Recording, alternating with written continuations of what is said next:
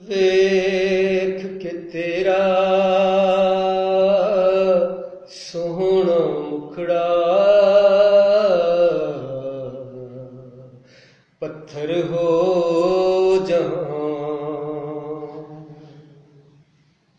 ਤੂੰ ਜੇ ਮੇਰੇ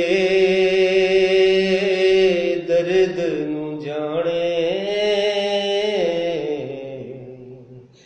ਬਿਹਤਰ ਹੋ ਜਾਵਾਂ। ਤੇ ਸੂਰਜ ਤੇਰੇ ਨਾਲ ਖਲਾਰਾਂ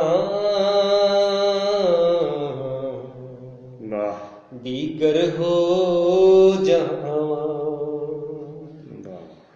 ਤੇ ਉਮਰਾਂ ਤੇਰੇ ਨਾਲ ਗੁਜ਼ਾਰਾਂ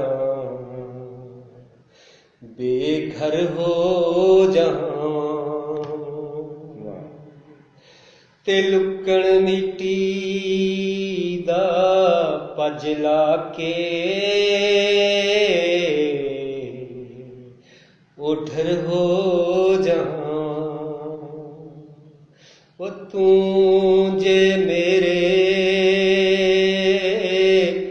ਵੇੜੇ ਆਵੇਂ ਸ਼ੱਕਰ ਹੋ